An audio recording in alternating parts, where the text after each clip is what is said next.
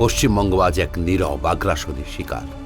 হানাদাররা আমাদেরই ভিড়ে মিশে আছে, প্রকাশ্যে অথচ অলক্ষ্যে। বিলাস ব্যাসনে মগ্ন শহরের ড্রয়িং রুমে বসে ব্যাপারটিকে অতিরঞ্জন মনে হতে পারে, কিন্তু বাস্তবের মাটিতে দাঁড়িয়ে দেখলে বোঝা যায় এ এক সর্বনাশের ষড়যন্ত্র। এক অদ্ভুত জনতাত্ত্বিক জবরদখলের শিকার হচ্ছে একের পর এক জেলা, বিশ্ব ইতিহাসে যার নজির মেলা ভার। সীমান্তবর্তী জেলাগুলি থেকে ভূমিপুত্র বাঙালিদের আজ ক্রমশ কোণঠাসা করে বিতাড়িত করা হচ্ছে। বাড়িঘর পুড়িয়ে দিয়েছে পেট্রোল ঢেলে, আর শুধু মা বোনকে নিয়ে উঠছে, বলছে রেপ করবো। জবরদখল হয়ে যাচ্ছে তাদের ভিটে মাটি, কেড়ে নেওয়া হচ্ছে রুজি রুটি। ভারতের সংবিধান তাদের যে মৌলিক প্রতিশ্রুতি দিয়েছিল, আজ তারা সেই অধিকার থেকে বঞ্চিত। নিজের মাটিতে মাথা উঁচু করে বাঁচার অধিকার।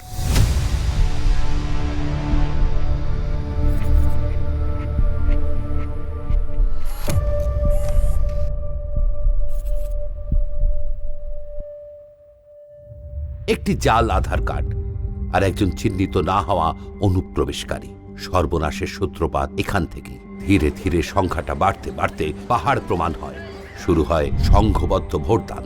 আর আপনি কিছু বুঝে ওঠার আগেই দেখবেন আপনার নির্বাচিত জনপ্রতিনিধিরা আপনার স্বার্থের চেয়ে তাদের তোষণেই বেশি ব্যস্ত হয়ে পড়েছে। ये सिर्फ पॉलिटिक्स की बात नहीं है, बिकॉज इसके बाद क्या होगा, सत्ता और एडमिनिस्ट्रेशन आपके हाथ से पूरी तरह से निकल जाएगा. Then you should effectively think of yourself as a second grade धिम्मी पॉपुलेशन. আমার নাম নারায়ণ মণ্ডল। মুসলমানরা আমাদের এলাকা একদম ছাপ করে পুরাই দিয়েছিল, সেই অত্যাচারে আমরা এই দেশে চলে আসছি।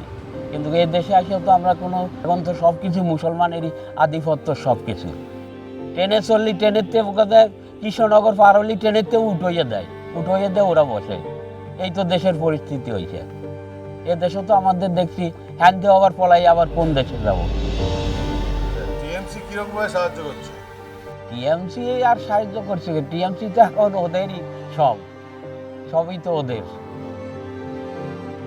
The very same politician who challenged the left using the electoral plank that she will deport illegal migrants is now held ransom by the brute voting power of the very same illegal migrants, and therefore स्थिति अभी उनकी वजह से तो नहीं बदली। अगर बदलेगी it will only be because of either an outside force or if the people themselves say we have had enough of this. এই রোহিঙ্গা ও মুসলিমদের অবিলম্বে আমাদের এই ভারতবর্ষ থেকে তাড়াতে হবে, কারণ তারা আমাদের খাবারে ভাগ বসাচ্ছে, আমাদের অধিকারে ভাগ বসাচ্ছে, আমাদের সম্পত্তিতে ভাগ বসাচ্ছে। আমরা এটা হতে দেব না। মারছে তৃণমূল, মরছেও তৃণমূল, মারছে মুসলমান, মরছেও মুসলমান। এই মমতা বন্দ্যোপাধ্যায় এই মুসলমানদের ব্যবহার করছে, অধিকার ছিনিয়ে নিচ্ছে। বলতে দেখা গেল যে এখানে এসে যখন সে হয়তো একটা ক্লাস 8-এ ভর্তি হচ্ছে, ওখানে হয়তো মাধ্যমিক পাস করেছে, এখানে 8-এ ভর্তি হচ্ছে। এখনকার 8-এর ছেলের সাথে সেই ছেলেটা কোনো রকমই যোগ্যতার বিচারে আসে না। সে মেধাবী হয়ে যাচ্ছে, সে সমস্ত কিছু পেয়ে যাচ্ছে। এই মমতা সরকার এইতে ভর্তি করে তারা এখানে ভালো রেজাল্ট করছে, আমাদের ঘরের ছেলে মেয়েরা ভালো রেজাল্ট করতে পারছে না। তারা চাকরি পাচ্ছে, তারাই অধিকার পাচ্ছে। আমাদের ভারতবর্ষের রাষ্ট্রবাদী মুসলিম যারা, তারা এই অধিকার পাচ্ছে না। আবাস যোজনায় ঘর দিচ্ছে, লক্ষ্মী ভাণ্ডার পাচ্ছে, তারা নানান সুযোগ সুবিধা তারা পাচ্ছে। যেরকম সরকার থেকে রেশন আসছে, সেই রেশনগুলো তাদের মধ্যেও ভাগ হচ্ছে। এবার সেখানে হলো বাঙালিরাও রেশন পাচ্ছে না। Illegal migrants, assuming for a moment that Bangladesh is not willing to take them back, take away two rights: the ability to hold real estate and the ability to vote. You cannot have, your children cannot have, nobody can ever have in this lineage whatsoever. And you also prevent their ability to intermarry with local population, no matter what their religion. Then your incentive to continue being an illegal migrant here significantly comes down. ভারতীয় প্রজাতন্ত্রের স্থপতিরা আগেই আঁচ করেছিলেন যে গণতন্ত্রকে ভেতর থেকে ঘুণ ধরাতে এমন চক্রান্ত হতে পারে। তাই রাজনীতি যখন দিশা হারায়, তখন তাকে শুধরানোর জন্য সংবিধানেই কিছু রক্ষা কবচ রাখা হয়েছিল। ভোটার তালিকার বিশেষ নিবিড় সংশোধন বা SIR তেমনই একটি শক্তিশালী প্রক্রিয়া। স্বাধীনতার পর থেকে নির্বাচনী তালিকা থেকে ভুয়ো ভোটারদের চিহ্নিত করে ছাঁটাই বা বর্জন করতে এই SIR প্রক্রিয়া একাধিকবার ব্যবহৃত হয়েছে। পশ্চিমবঙ্গের সাম্প্রতিক SIR প্রক্রিয়া যখন শাসকের রাজনৈতিক সাফল্যের পেছনের অন্ধকার দিকটা উন্মোচিত করে দিচ্ছে, তখন তিনি হাত দিয়েছেন বাংলার সবচেয়ে সংবেদনশীল জায়গায়, বাঙালি অস্মিতা। বাংলা ভাষার উপর অত্যাচার করে অ্যান্টি বেঙ্গলি। এটি একটি ধূর্ত কৌশল, যার মাধ্যমে বাঙালি অস্মিতার দোহাই দিয়ে স্বদেশী বাঙালিদের উপর এক নৈতিক চাপ সৃষ্টি করা হচ্ছে। যাতে তারা অবৈধ বাংলাদেশি অনুপ্রবেশকারীদের নিজেদের সমান বলে মেনে নিতে বাধ্য হয়।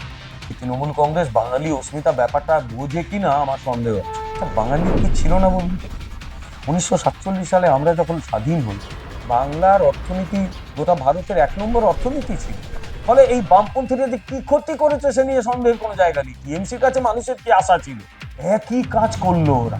ফলে ওরা এখন যেহেতু সর্বত্র ব্যর্থ হয়েছে, ডেভেলপমেন্ট করতে পারেনি, ফলে ওদের বাঁচার একটাই অস্ত্র বাঙালি অস্মিতা। কিন্তু বাঙালি অস্মিতা করতে গেলে তো আগে অর্থনৈতিকভাবে উন্নত হতে হবে। শুনে এই লক্ষ লক্ষ বাঙালি বাইরে পরিযায়ী শ্রমিক হচ্ছে, এরা বাঙালি অস্মিতার কথা বলছে।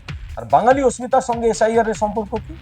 অথচ যে বাঙালি অস্মিতার কথা বলা হচ্ছে তার প্রাণ পুরুষ খোদ বিশ্বকবি রবীন্দ্রনাথ ঠাকুর সম্পূর্ণ ভিন্ন মত পোষণ করতেন। টাইমস অফ ইন্ডিয়াকে দেওয়া এক সাক্ষাৎকারে তিনি স্পষ্ট করেছিলেন যে পূর্ববঙ্গের মুসলিমদের যখন প্রশ্ন করা হয়েছিল তারা দেশ নাকি ধর্ম ও সম্প্রদায়কে উচ্চ স্থান দেবেন, তখন তাদের উত্তর সন্তোষজনক ছিল না। রাজ্য সরকার আজ আগুন নিয়ে খেলছে। আজকের এই তোল্লাই পাওয়া ভোট ব্যাংক আগামীকাল কিন্তু তাদের আর মনে রাখবে না। অনুপ্রবেশকারীরা যেদিন সংখ্যাগরিষ্ঠ হবে সেদিন বর্তমান শাসকরাই অপ্রাসঙ্গিক হয়ে পড়বেন। বিত্তবানরা হয়তো পালানোর পথ খুঁজে পাবেন, কিন্তু পশ্চিমবঙ্গের সাধারণ মানুষকে এই মাটিতেই থেকে যেতে হবে সেই ভয়াবহ পরিণতির মুখোমুখি হওয়ার জন্য। इलेक्शन हर 5 साल में हो सकता है, लेकिन उस 5 साल में हमारी जिंदगियां बदल रही हैं। The childhoods that you grew up with, the culture that you grew up with, the neighborhoods that you grew up in, everything is changing. I can understand if something is changing as a consequence of efflux of time, but इसको ज़बरदस्ती बदला जा रहा है। দেশভাগের যন্ত্রণায় বাঙালি ইতিমধ্যেই তার মাতৃভূমির অর্ধেক হারিয়েছে। আর নয়, এবার আর কোনো মতেই নয়। রাষ্ট্রীয় দমন পীড়ন সত্ত্বেও আজ প্রতিবাদী কণ্ঠস্বর গর্জে উঠছে, আরো তীব্র, আরো সাহসী, আরো আপোষহীন। If you go to places like rural Bengal, you will realize that people there are willing to give a resistance.